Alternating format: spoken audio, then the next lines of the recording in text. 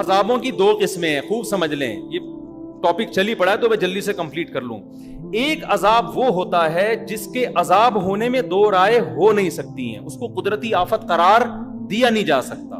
وہ اللہ پراپر ارادہ کرتا ہے کہ میں اس قوم کو تباہ کرنا چاہتا ہوں اور اس کی کوئی سائنٹیفک لاجک نہ بھی ہو تو میں کیا کر دوں گا، اس کو تباہ کر دوں گا. جیسے قوم عاد پہ عذاب آیا، قوم لوط پہ عذاب آیا، قوم سمود پہ عذاب آیا. وہ جو عذاب آیا نا قوم لوط قوم سمود پر، پیغمبر بتاتے، نوح علیہ السلام کی قوم پہ عذاب آیا، اس وقت بارش کا ان کی محکمہ موسمیات والوں کے ہاں دور دور تک کوئی بھی انتظام، کوئی بھی امکان نہیں تھا. یہی وجہ ہے کہ قرآن کہتا ہے نوح علیہ السلام جب کشتی تیار کر رہے تھے تو قوم مذاق اڑاتی تھی کہ نہ کوئی قریب میں دریا ہے نہ سمندر ہے، اور اس موسم میں ویسے بھی بارش نہیں ہوتی، کبھی بھی بارش نہیں ہوئی ہے، دور دور تک بادل کا کوئی ٹکڑا نظر نہیں آ رہا، اور یہ ایسے ڈرے بیٹھے اتنی بڑی کشتی بنا رہے ہیں جیسے پتہ نہیں کیا ہونے والا ہے. تو نوح علیہ السلام نے کیا کہا، ان تسخروا منا فإنا نسخر منکم، تم مذاق اڑاؤ ان قریب ہم تمہارا مذاق اڑائیں گے. کیا نوح علیہ السلام کا سائنسدانوں سے رابطہ تھا، محکمہ موسمیات والوں سے؟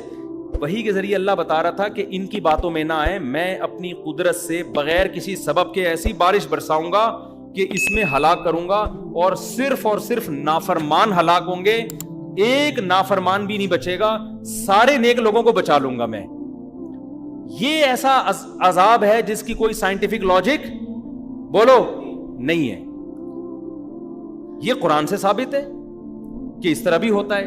قوم عاد پہ جو عذاب آیا، فلما رأوه عارضا مستقبلا فلما رأوه عارضا کیا ہے وہ آیت بھائی، فلما رأوه عارضا مستقبل اودیتهم قالوا هذا عارض ممطرنا.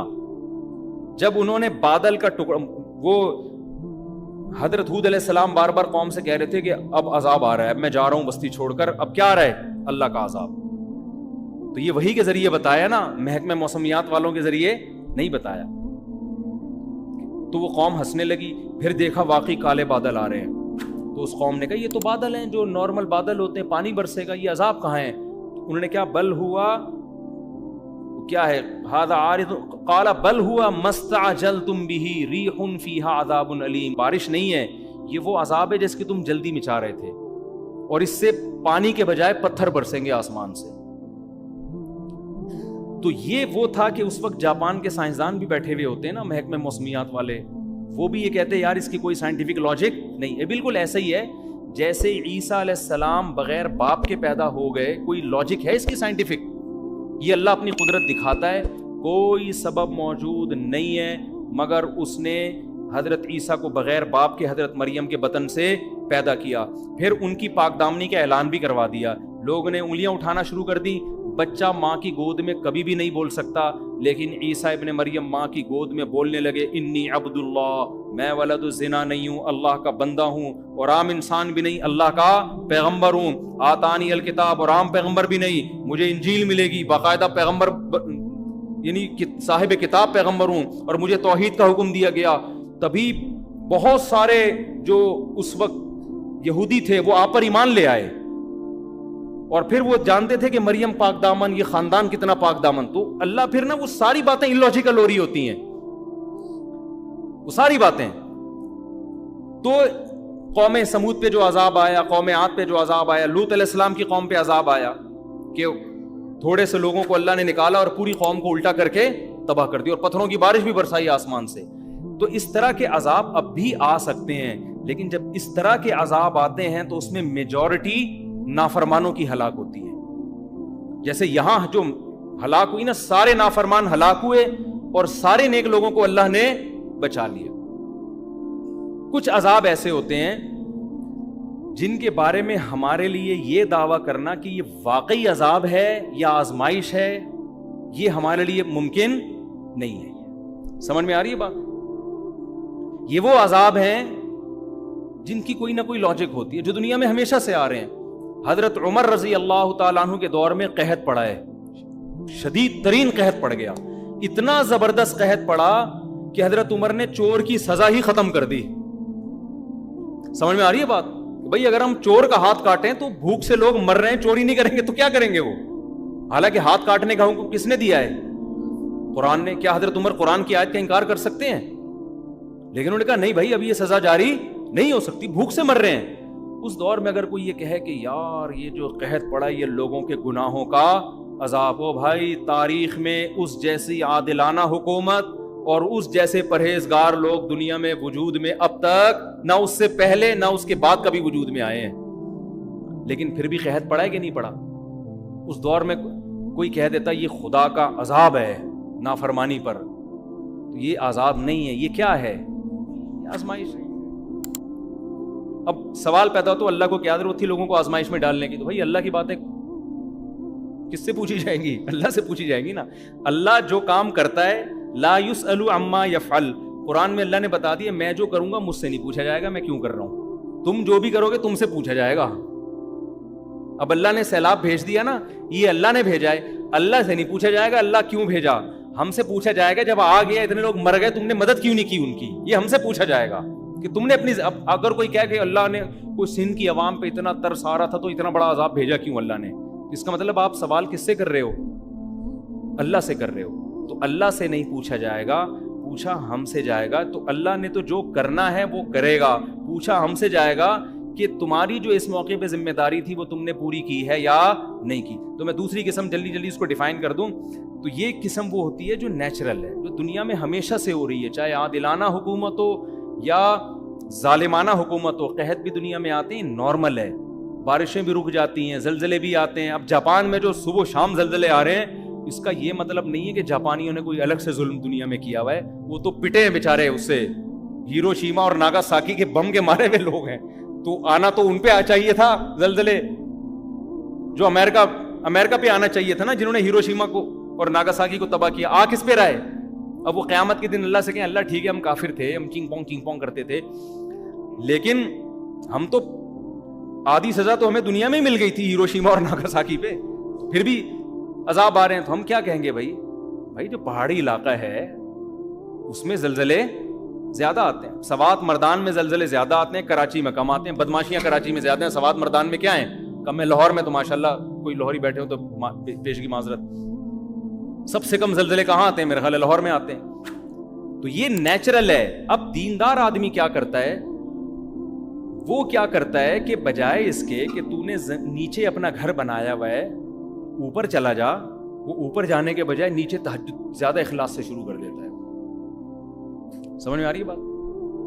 وہ نیچے کھارا در میں ہے نا, پانی آیا اکثر کھارا در ڈوب جاتا ہے پانی میں, تو وہ کیا کرتا ہے کہ یار ہمارے گناہوں کی سزا میں پانی آ گیا, ہم ڈوب گئے, اب ہم کیا کریں گے, اب گٹکے سے بھی میں توبہ کر رہا ہوں آئندہ کے لیے, اب میں چلے کی جماعت میں نکل رہا ہوں تاکہ عذاب نہ آئے. نکلنا تو چاہیے بھائی, گٹکا بھی چھوڑنا چاہیے, لیکن اللہ تعالیٰ نے دنیا کو دارالاسباب بنایا ہے. تو سب سے پہلے آپ کی ذمہ داری کیا ہے کہ آپ اس ریزن پہ غور کریں یہ سزا ہمیں ملی کیوں ہے. آپ کراچی میں نشیبی جگہ پہ کیوں رہتے ہو بھائی, اوپر کیوں نہیں چلے جاتے آپ؟ اس پہ بھی لوگ, اور یہ بھی جرم ہے گناہوں, اگر یہ گناہ کی وجہ سے عذاب آیا ہے نا تو نیچے رہنا بھی ایک گناہ ہے. کہ جب آپ کو پتا ہے کہ ملک میں ڈیم ہے نہیں, جن کے پاس وسائل ہیں, جن کے پاس وسائل نہیں ہیں وہ تو بیچارے مجبور ہیں نا, جن کے پاس وسائل ہیں میں ان کی بات کر رہا ہوں. جب آپ کو پتا ہے کہ نیچے ہمارے ملک میں ڈیم نہیں ہے اور تباہی آتی ہے تو آپ کو خود بھی تو خیال کرنا چاہیے نا. اب آپ جاپان میں جا کے مضبوط عمارت بناؤ اور زلزلہ پروف نہ ہو, تو آپ وہاں روزانہ سہ روزے کا اجتماع رکھو گے, فضائل اعمال کی تعلیم ہوگی نا. جو کافر شراب پی رہے ہیں نا نائٹ کلب میں, وہ بچ جائے گا زلزلے میں, آپ کیا ہو جاؤ گے, انا للہ ہو جائے گا آپ. تو اس میں اللہ کا قصور نہیں ہے, اس میں قصور کس کا ہوگا, آپ کا, کہ جب آپ کو پتا ہے کہ اس جگہ زلزلے زیادہ آتے ہیں آپ نے زلزلوں سے بچنے کی کوشش کیوں نہیں کی. تو عذاب بعض دفعہ خالصتاً عذاب ہوتا ہے, اور بعض دفعہ جو ہوتا ہے اس میں ہم 100% یہ نہیں کہہ سکتے کہ عذاب ہے, وہ قدرتی حادثہ بھی ہوتا ہے, لیکن حدیث میں اس کو بھی عذاب کہا گیا ہے. کس معنی میں کہا گیا وہ میں بھی بتاتا ہوں. جیسے حدیث میں آتا ہے کہ حضرت عائشہ رضی اللہ تعالی عنہا نے نبی سے عرض کیا, یا رسول اللہ یہ طاعون کیا چیز ہے جو وبا پھیلتی ہے نا, طاعون. آپ نے فرمایا عذاب یبعثہم اللہ علی من یشاء من عبادہ, اللہ کی طرف سے ایک عذاب ہے جس پہ چاہے اللہ مسلط کر دیتا ہے. لیکن آگے آپ نے فرمایا کہ اہل ایمان کے لیے اس کو رحمت بنا دیتا ہے. تو تو اس سے پتہ چلا کہ اس کا عذاب ہونا یقینی ہر ایک کے لیے نہیں ہے، یہ قدرتی حادثے ہیں۔ تو جتنے بھی قدرتی حادثے دنیا میں ہوتے ہیں، ایک تو وہ دو حادثوں کی قسمیں سمجھ میں آ گئی نا، ایک تو وہ جو قوم لوط قوم نوح پر، اس کی کوئی سائنٹیفک لاجک نہیں تھی، اللہ نے اپنے ارادے سے جیسے حضرت ابراہیم کو آگ میں بچا لیا اور بغیر باپ کے حضرت عیسیٰ کو پیدا کر دیا، بغیر کسی لاجک کے اللہ نے آسمان سے پتھر برسا کے قوم کو ہلاک کر دی۔ لیکن کچھ ہوتے ہیں جن کی سائنٹیفک لاجک ہوتی ہے۔ دنیا میں جب گیس اتنی نکل رہی ہے نا تو زلزلے خود بخود آئیں گے، کتنی گیس کتنا پیٹرول تو ہم نکال رہے ہیں نا، تو نیچے سے زمین خالی ہو رہی ہے کہ نہیں ہو رہی؟ تو جب زمین ذرا سرکتی ہے کہ تھوڑا سا یہاں سے خالی ہو گئی ہوں، تھوڑا سا اپنا ادھر کروٹ لوں میں، تو زمین کی کروٹ چھوٹی کروٹ بولو وہ بڑے بڑے پہاڑوں کو ہلا دیتی ہے، وہ تھوڑی سی یوں ہی لاکھوں لوگ یوں ایسے یوں ہوئے کہ اب دوبارہ پرانی پوزیشن میں آ ہی نہیں رہے۔ تو یہ جو اس قسم کے حادثات ہوتے ہیں، ان کے بارے میں نبی صلی اللہ علیہ وسلم نے دو ٹوک بتا دیا کہ یہ نافرمان کے حق میں عذاب ہیں، فرما بردار کے حق میں کیا ہیں؟ رحمت۔ تو سندھ کی عوام یا بلوچستان یا کے پی کے میں جو مصیبتیں آئی ہیں، تو نیک لوگوں کے لیے کیا ہے؟ یہ رحمت ہے، برے لوگوں کے لیے کیا ہے؟ یہ عذاب ہے۔ تو ہر قدرتی حادثہ وہ برے کے لیے عذاب ہوتا ہے، نیک کے لیے کیا ہوتا ہے؟ رحمت۔ اس سے پتہ چلا کہ وہ نیک پر بھی آ سکتا ہے، اس سے کیا پتہ چلتا ہے؟ وہ نیک پر بھی آ سکتا ہے۔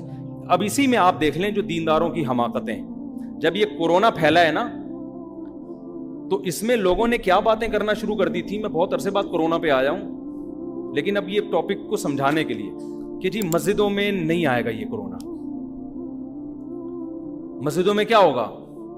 ہم تو وہاں اللہ اللہ کرنے جاتے ہیں، وہاں وبا کیسے آئے گی؟ تو یہ تو حدیث سے یہ بات ثابت ہے کہ جتنی بھی قدرتی حادثات ہیں متاثر اس سے سب ہوتے ہیں۔ تبھی تو نبی نے فرمایا مومن کے لیے وہ رحمت بن جائے گی اور کافر کے لیے وہ عذاب بن جائے گی، نافرمان کے لیے عذاب بن جائے گی۔ تو نبی نے یہ تو نہیں کہا حضرت عائشہ سے کہ یہ طاعون اللہ کا عذاب ہے جس سے صرف کافر متاثر ہوگا، مومن کو یہ کچھ بھی نہیں کہے گی۔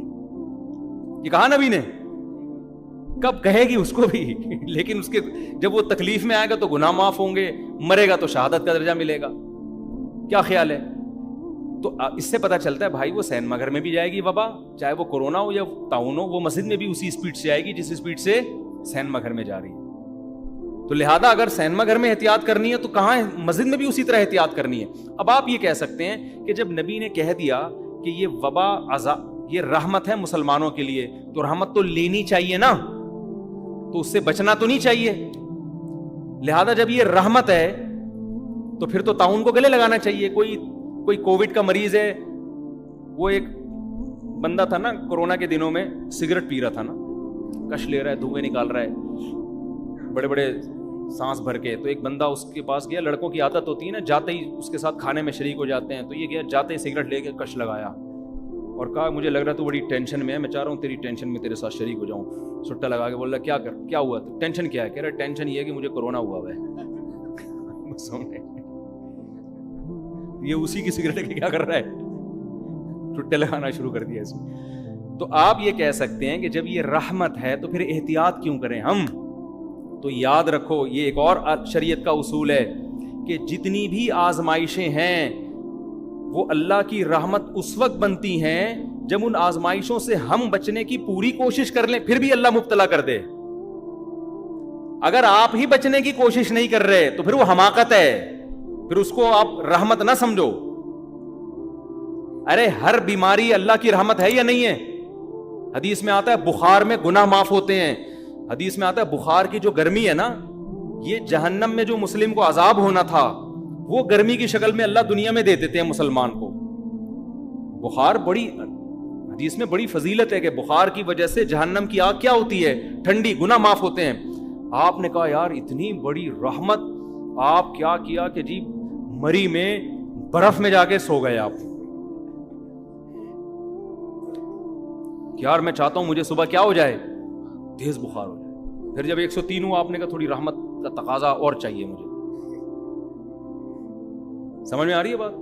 یہی وجہ ہے کہ جب طاعون صحابہ میں پھیلا، صحابہ میں یہ حدیث پھیل گئی تھی کہ طاعون میں جو مرے گا وہ کیا ہوگا؟ شہید ہوگا۔ لیکن صحابہ کرام نے کیا کیا کہ لوگوں کو منتشر کر دیا، پہاڑوں کی طرف بھیج دیا۔ حضرت عمر رضی اللہ تعالیٰ نے ان پر بڑی ان کو اپریشیٹ کیا کہ انہوں نے حافظ ابن حجر رحمۃ اللہ نے اپنے دور کا یہ واقعہ لکھا ہے کہ ایک علاقے میں طاعون پھیلا تھا، تو لوگوں نے کیا کیا کہ اجتماعی طور پر دعا کا اہتمام کیا کہ بہت لوگ طاعون تو پہلے بہت اسپیڈ سے پھیلتا تھا، ایسے جنازے.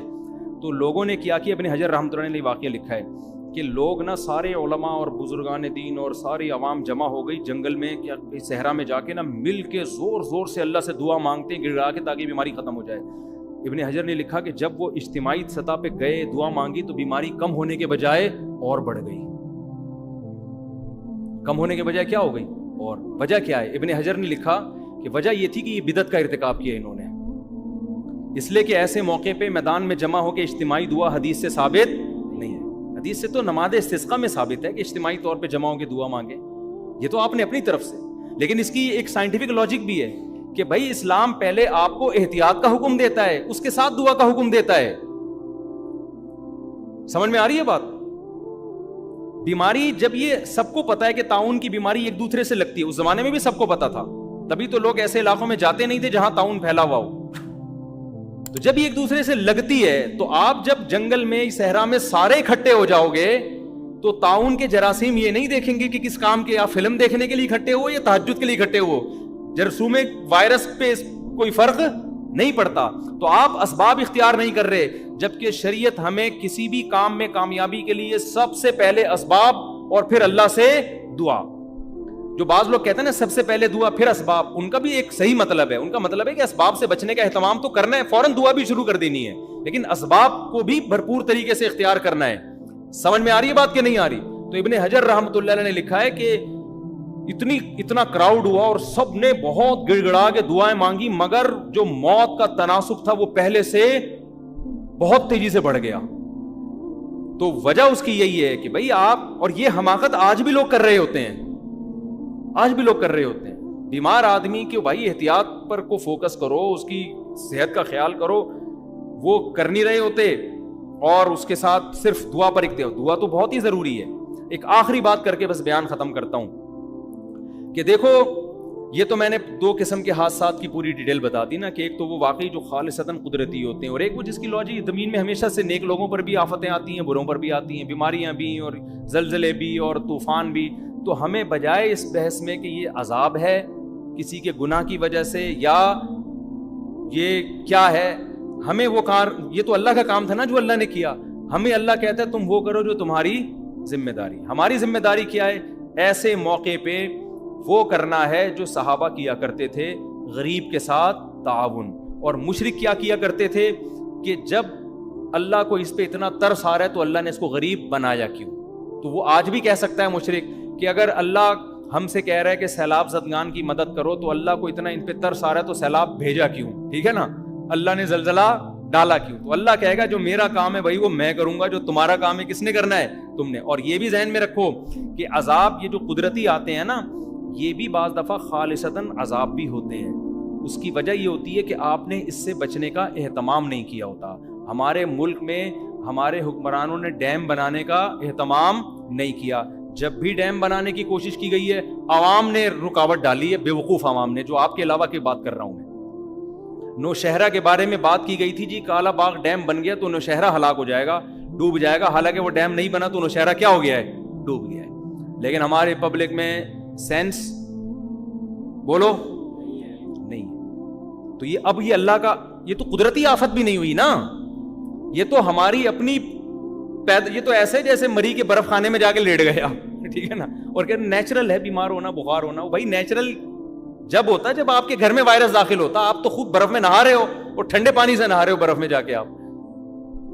تو یہ تو حماقت ہے. تو دنیا میں ہر جگہ، امریکہ میں اس سے زیادہ بارشیں ہوتی ہیں، وہاں کیوں نہیں ہوتا؟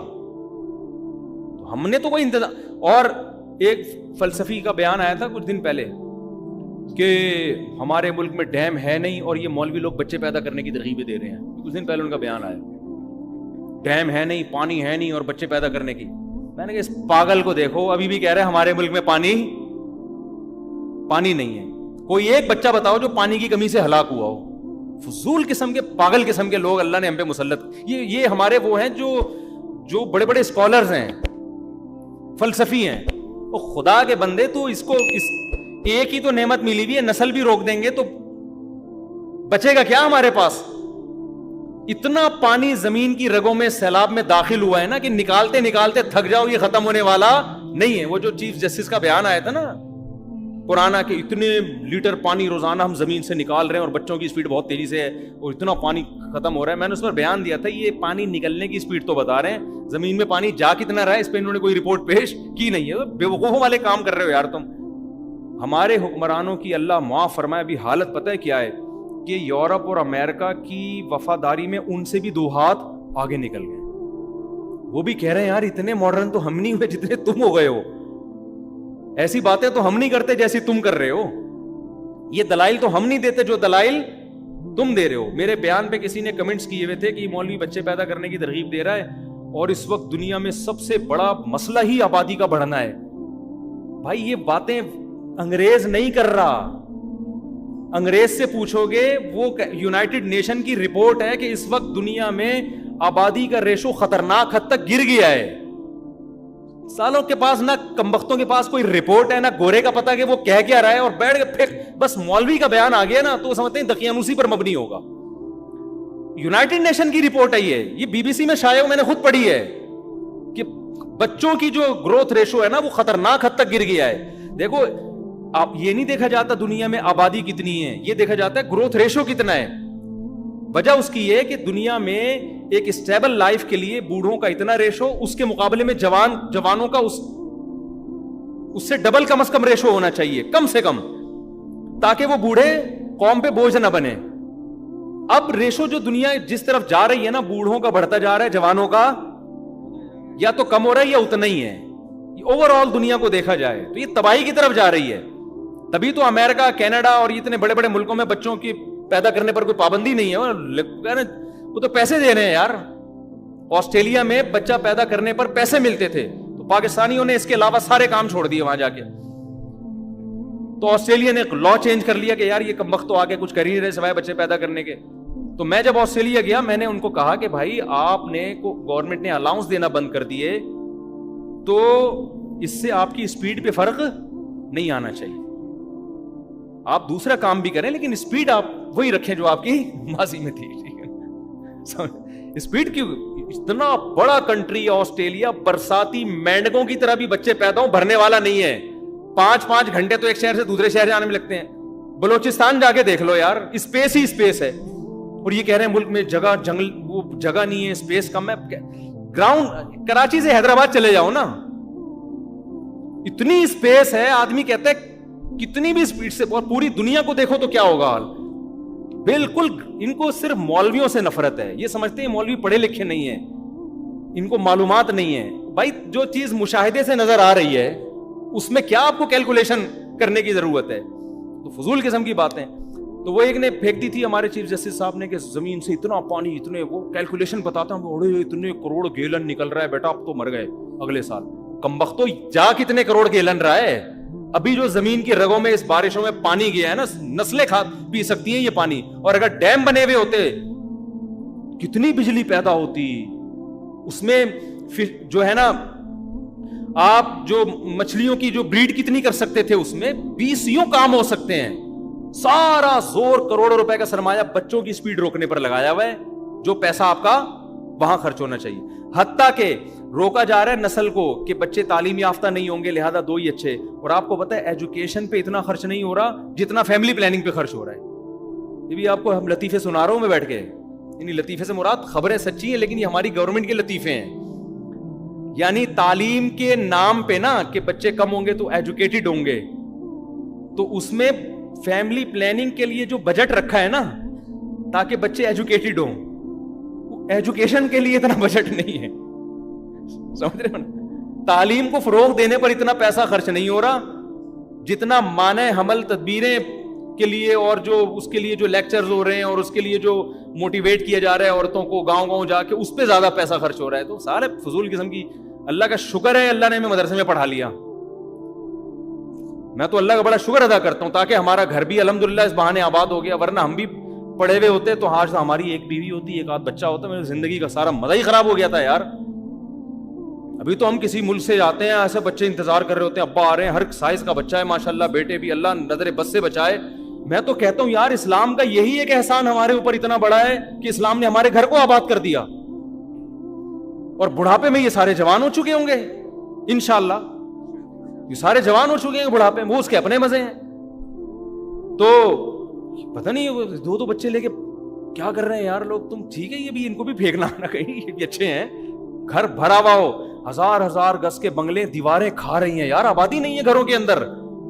بڑھاپے میں اپنے مزے، داماد ہوں گے ہول سیل کے حساب سے، بہویں ہوں گی، ان کے بچے ہوں گے. دادا پٹھانوں میں جا کے پشاور میں دیکھو دادا کے مزے ایسے ہیں آپ مائیکل جیکسن کے مزے بھول جاؤ گے. میں تو دیکھتا ہوں نا جا کے پٹھانوں میں، پشاور مردان ہو، ایک دادا بیٹھا ہوگا، وہ میرا پوتا ہے، وہ نواسا ہے، یہ 8 چاچے ہیں، یہ پتہ نہیں اتنی بڑی فیملی ہوتی، دادا بیٹھ کے کھا رہا ہوتا ہے اکیلا، اور عزت بھی مل رہی ہوتی ہے اس کو. تو خیر اب یہ تو ٹاپک میں کئی بار چھیڑ چکا ہوں، کہاں سے کہاں چلے ہم. تو اصل بات کہہ رہے تھے غریبوں کو کھانا کھلا دیا. ہاں آخری بات جو ہے نا وہ یہ رہ گئی تھی کہ ہمارے یعنی سبق کے لیے ہمیں ہر مصیبت کو اپنے لیے عذاب ہی سمجھنا چاہیے. یہ شریعت کی تعلیم ہے، چاہے حقیقت میں وہ عذاب ہو یا نہ ہو، ہمیں یہ سمجھنا چاہیے. میں اسی مثال سے سمجھاتا ہوں. جب کراچی کے حالات خراب ہوئے تھے نا، تو علماء بہت کہہ رہے تھے یہ بدعمالیاں جن کی سزا مل رہی ہیں، بالکل ٹھیک بات تھی، یہ بدعمالیوں کی سزا. اور یہ جو سیلاب آیا ہے اس میں یہ جو میں کہہ رہا ہوں نا کہ یہ ضروری نہیں کہ عذاب ہو، تو یہ بھی ضروری نہیں کہ عذاب نہ ہو، عین ممکن ہے کہ یہ کیا ہو، عذاب بھی ہو. ہمیں کیا کرنا ہے؟ تو ہمارے حضرت فرمایا کرتے تھے کہ ہم میں سے ہر آدمی کو سوچنا چاہیے دنیا میں کہیں بھی آفت آئے تو ہمیں یہی سوچنا چاہیے یہ عذاب ہی ہے، اور کسی اور کے گناہوں کی سزا نہیں بلکہ میرے گناہوں کی سزا ہے. یہ اللہ ہم سے چاہتا ہے کہ بے شک وہ کسی اور کے گناہ کی سزا ہے یا سزا نہیں بھی، یہ قدرتی حادثہ ہے، لیکن جس کے دل میں اللہ کا خوف ہوتا ہے وہ یہ سمجھتا ہے کہ یہ عذاب ہی ہے اور یہ میرے گناہوں کی وجہ سے، وہ اپنے گناہوں کا استحضار کرتا ہے. دیکھو نبی سے بڑھ کر دنیا میں کوئی ہو سکتا ہے؟ حدیث میں آتا ہے جب بھی مدینہ میں گہرے بادل آتے تھے آپ صلی اللہ علیہ وسلم خوف زدہ ہو جاتے اور مسجد میں جا کے دعائیں مانگنا شروع کر دیتے. حالانکہ گہرے بادل آنا کیا ہے، نیچرل ہے، اور نبی سے تو کوئی گناہ ہوتا ہی نہیں ہے. لیکن جس کے دل میں تقوی اللہ کا خوف ہوتا ہے نا، وہ تو نبی یہی سمجھتے تھے. پھر نبی جا کے دعا مانگتے، اے اللہ تو نے مجھ سے وعدہ کیا ہے کہ جب تک میں ان کے درمیان موجود ہوں تیرا عذاب نہیں آئے گا. حالانکہ مدینہ میں تو اب بھی بادل آتے ہیں. تو اس سے پتہ چلتا ہے کہ جس کے دل میں خوف ہوتا ہے بھائی، وہ تو ہر مصیبت کو اپنے گناہ کی سزا سمجھتا. سمجھنا ہمیں، یہ تو میں نے ایک نالج کے لیے ایک پورا بیان کیا. جب کراچی کے حالات خراب ہوئے تھے، بہت قتل و غارت ہو رہا تھا، حضرت بار بار ہمیں نصیحت کرتے تھے کہ دیکھو یہ گناہوں کا عذاب ہے جو کہ کسی اور کے گناہوں کا عذاب. اپنے بارے میں انسان خوش فہمی مبتلا ہو جاتا ہے، میں تو بڑا نیک ہوں، میں تو تہجد گزار ہوں، میں تو نمازی ہوں، میں تو حاجی ہوں، میں تو یہ ہوں. فرمایا سمجھو یہ میرے گناہوں کا عذاب ہے. تو حضرت کہتے ہیں میں یہ سمجھتا ہوں مجھ سے کوئی کوتاہی ہوئی ہے جس کا یہ عذاب ہے. تو استحضار ہم سب کو یہی کرنا چاہیے. کچھ بھی آفت آ رہی ہے اپنے گریبان میں جھانک کے بھائی شاید یہ میرے سے کوئی غلطی ہوئی ہے جس کا یہ عذاب. اگر کوئی عالم بہت نیک ہے، کوئی گناہ نہیں ہو رہا اس سے، وہ یہ سمجھے میں تبلیغ میں کوتاہی کر رہا ہوں، جتنا میرے ذمے تھا حق بیان کرنا میں اتنا حق بیان نہیں کر رہا، جس کی وجہ سے یہ عذاب ہے. تو سمجھنا ہم سب کو یہی چاہیے کہ یہ میرے گناہوں کی سزا ہے، لہذا اللہ سے توبہ اور استغفار کرنا چاہیے. اس کا فائدہ کیا ہوگا؟ اگر یہ واقعی آپ کی گناہوں کی سزا ہے توبہ استغفار سے معاف ہوگی، نہیں ہے تو توبہ استغفار کرنے پہ کوئی ٹیکس لگتا ہے کیا؟ آپ کے درجات کیا ہو جائیں گے؟ بلند ہو جائیں گے. اللہ کی نظر میں مقام بڑھ جائے گا. اللہ کہے گا سزا اس کو ملی ہے، گناہ اس کے تھے، اور یہ بندہ میرے کتنا خوف رکھتا ہے کہ یہ سمجھ رہا ہے کہ یہ میرے گناہوں کی، اس سے اللہ کا قرب آپ کو کیا ملے گا؟ اور زیادہ ملے گا.